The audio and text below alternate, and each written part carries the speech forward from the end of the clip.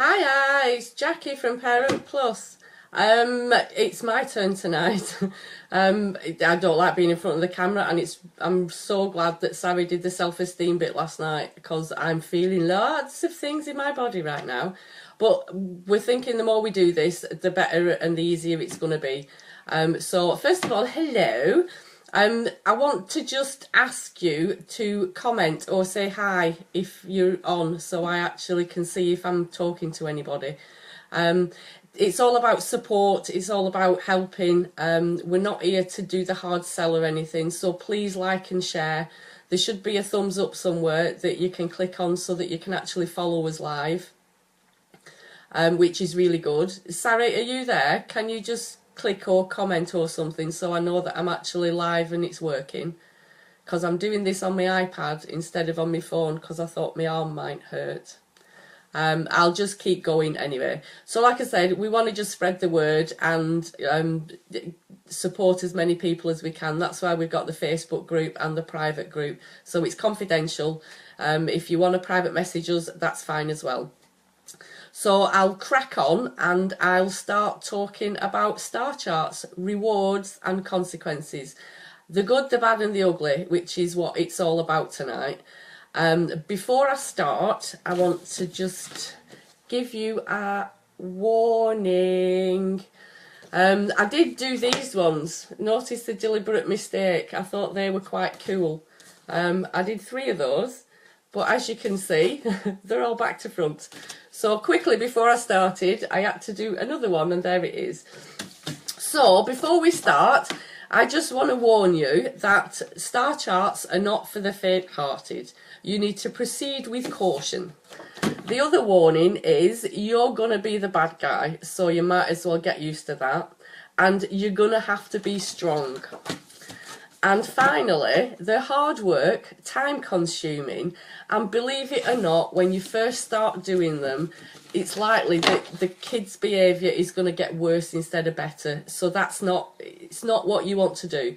So I'm going to give you all the downs, and it's your decision. I'm not pro star charts and I'm not against star charts. I just want to tell you the bare bones about it, some hints and tips on how you can make them work. So it's down to you whether you decide whether that's what you want to do and you want to carry on doing them. So I'll kick off with why now? Why are you thinking about doing star charts and what's in it for you? Because if you think this is going to be an easy ride, you might as well give it up now because it's not going to be easy. It takes time to set up, the time consuming. You can't just throw it at your child and expect them to miraculously change the behaviour overnight, because that's not going to happen. So you need to know that it's hard work and you need to be consistent. So what does consistency mean when I say that you need to be consistent? It means that you've got to look at what's going on for you. You can't change it one day to the next. You can't say that your behaviour was fantastic today when they've maybe not done as well as they should be, and then the next day you're really coming down on them so heavy because you're premenstrual, it's the time of the month, you've had a bad day at work, you've got too much on, you're stressed, whatever it is. So that's kind of what I mean by being consistent. It's not sticking to the same rules day in and day out. The issue or some of the problems that can be with that are around if you've got 2 parents and they don't necessarily agree about how the star chart should be done or how the rewards and consequences. If you've got one parent that's harder than the other, hi Sari, is that you? Somebody's watching, yay! So it's about being consistent. Two people, you need to be on the same page. If you're not on the same page, I think you need to kind of make a deal with each other that for X amount of time, whether it's a week, a month or whatever, that one of you is just going to support the other one and back off and run with it and see whether it works. The other thing I think I need to mention, which is another warning, is that it's not a one size fits all. You can't have one star chart. if you've got 3 different children, one's 3, one's 7 and one's 12, because they're all going to be wanting different things. I can talk about my kids. I've got 3 kids. One should have been a chief negotiator for NATO. He would negotiate and manipulate and get himself out of any situation he could. One is so laid back that he needs rocket fuel in his pudding to just give him a zip up. And the other one, literally, if I'd have said stay there, I could have gone on holiday for a week and come back and they would still be sitting there. So that's just an example of how different children can be. It's not one size fits all. So first things first, if you are going to do a star chart, don't keep it a secret. Don't spring it on your kids and expect them to just accept it. It's not how it works. They're not going to do that. You need to negotiate with them. You need to discuss with them. They need to be on board, and you need to discuss what rewards they'd like at the end of the week, at the end of the day, however you decide to implement the star chart. If they're not on board by looking at the consequences, the rewards, what behaviour it is that they're actually going to have to change, again, you're setting yourself up for a really hard time. They're not going to be on board with it. You need to get the kids interested and on board with it. So it might be they want to have family time on a Friday. That's the reward that they want, that you play a board game with them on a Friday. It might be that they have a takeaway. It might be that they negotiate a later stop up at the weekend, a friend sleeping over. It could be numerous things, but it's got to be something that they want. It might not be the easiest thing for you. If you want to just give them a tenner at the end of the week or a bag of Haribos on a Tuesday, if they don't want that, then they're not going to work at the rewards. So you need to make sure that they like and they're actually involved in deciding what it is that they're going to get at the end of the week.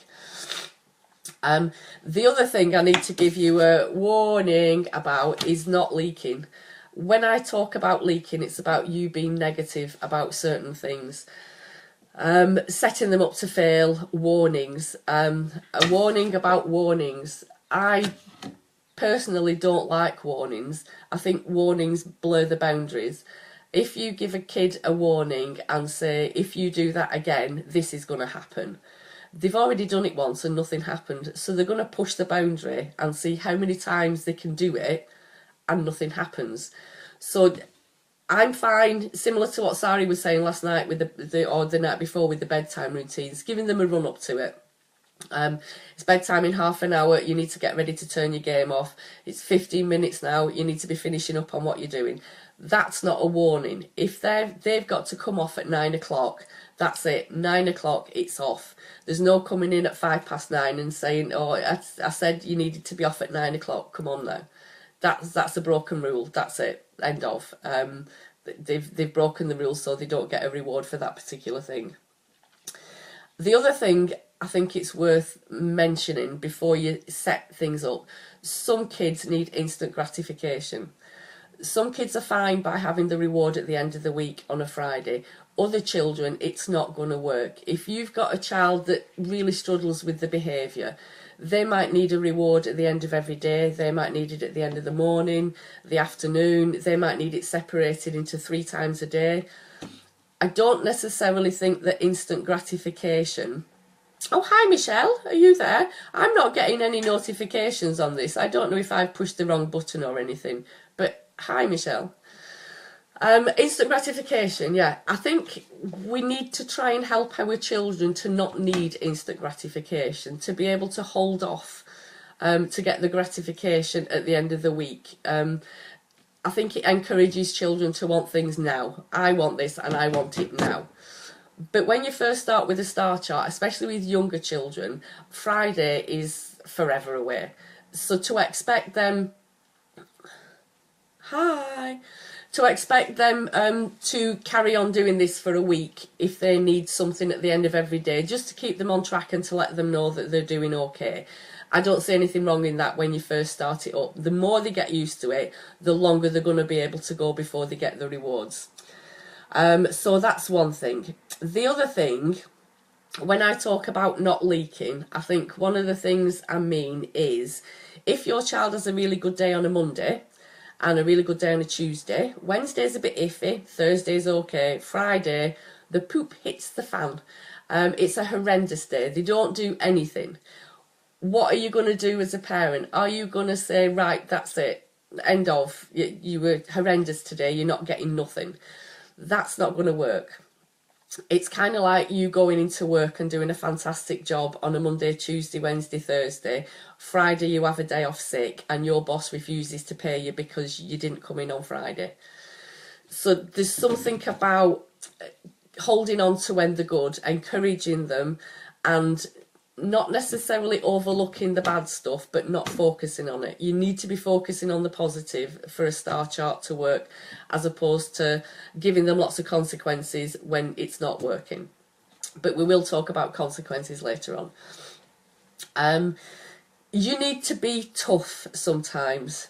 You need to decide, I think, before you start doing a star chart, whether you're going to be a friend or a parent, because you are going to be the bad guy. They're not going to like it. They've had everything given to them on a plate, theoretically, and not had to do anything for it. And as soon as you start asking them for certain behaviours in order to get rewards, they're going to think, hey up, I'm not doing this. Yesterday I got everything, and suddenly you're saying that I've got to tidy up my bedroom and I've got to do this, that and the other to get it. That's not working. They're going to up the ante. You've got to decide whether you're going to stay with it and be the bad guy, or you're going to fold in the towel. And I think that's one of my major warnings about star charts, is you've got to decide whether you're willing to put the effort into this, or whether you just want to carry on the way that you are. So I'm kind of giving you all the downside to it. Like I said, I'm not pro and I'm not against. It's all individual, and it's entirely up to you at the end of the day.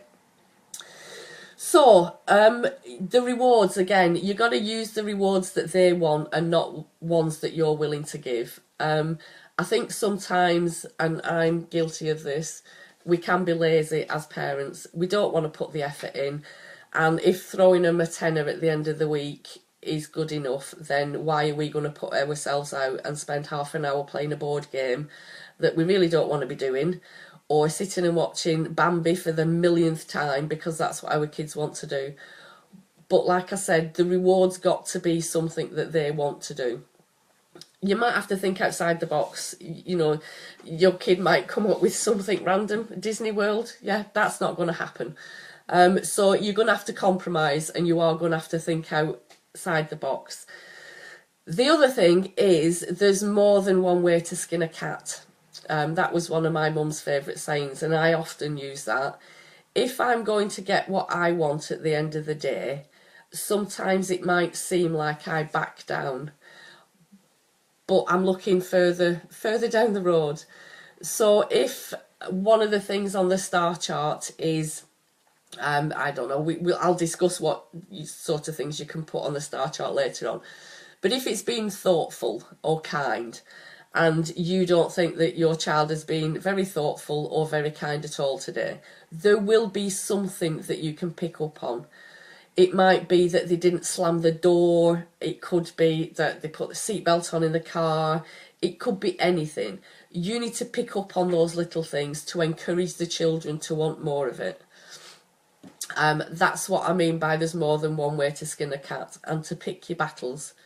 Let some things go. If they're not important, let them go, because you're going to be exhausted at the end of this. Believe me, star charts and rewards and consequences are not easy.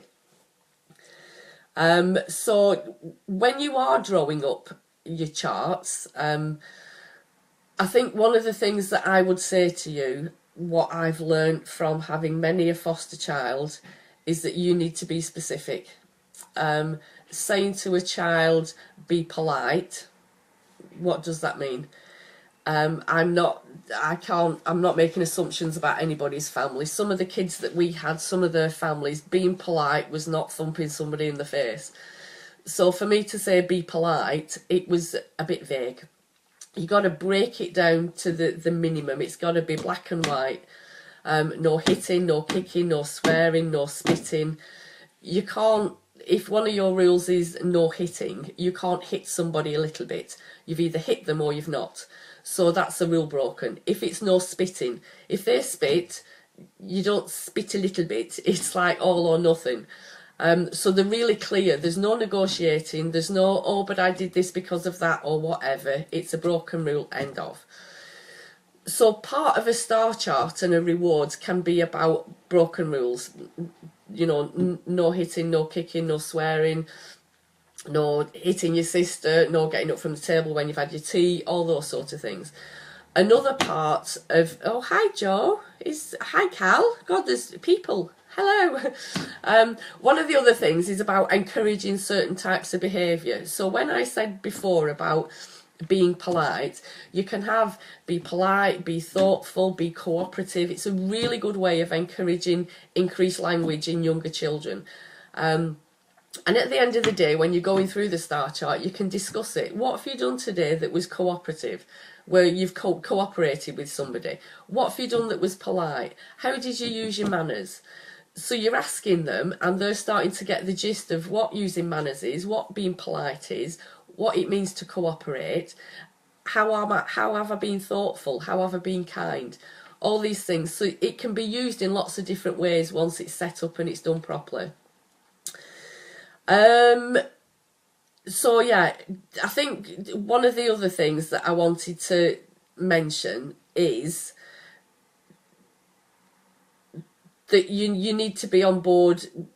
As I said, both partners need to be on board with this. If somebody's bad mouthing it or slating it, the children are going to see, they will divide and conquer, because that's what children do. If they see a gap between you and your partner, or you and the grandparents, or you and auntie such a body, they're going to go right for that gap, and they'll be playing you one off the other. And it's difficult and hard enough as it is without you having to answer to other people. There's a couple of questions that have been asked. One was about parents not agreeing with each other. So what I would suggest is that you just cooperate for a week or a month. That's it. You give each other breathing space to try it, and if it doesn't work or if it's too hard, then you can negotiate with your partner again as to what you're doing. The other question that somebody's asked is about what do you do if a child doesn't want to be on board with the star chart. This is a tough one, and I might lose some of the viewers that I've actually got now by saying you're gonna have to grow a pair and toughen up. When I've spoken to parents before and they've said, you know, my kid's not on board, I can't do it, what I say to them is, what are they getting? What are they getting now? Because in order for a child to be on board with the star chart and the rewards, they've got to want something for it.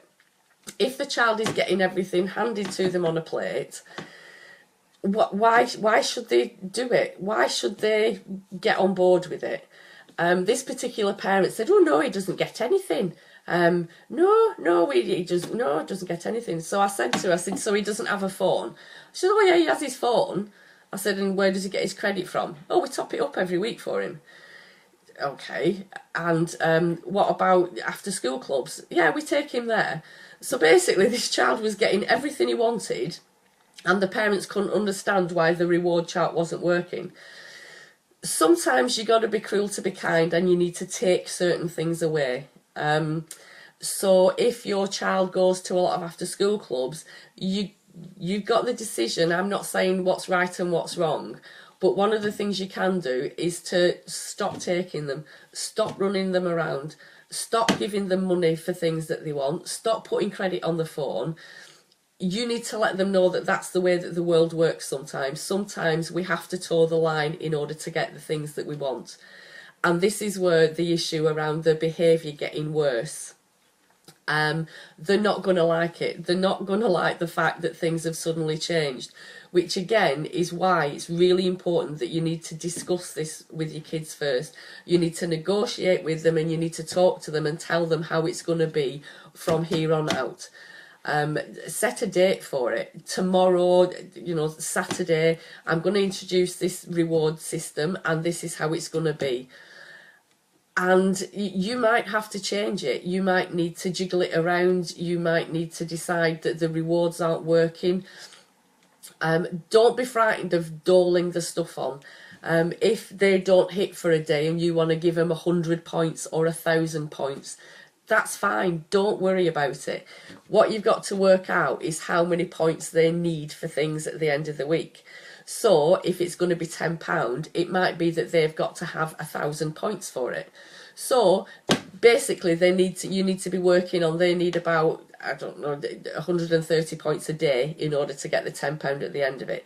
The idea is they're going to get the reward that they want. That's the bottom line. It's not about taking everything off them and they're not getting anything, because then they've got nothing to work for. So it does take a bit of organisation, and I think that's why right at the very beginning I was saying that it's hard work. It is hard work. It takes time to set up.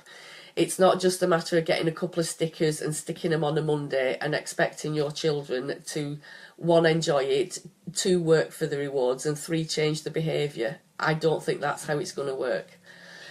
So if anybody's got any questions or you've got any comments, like I said, I'm not for or against reward charts.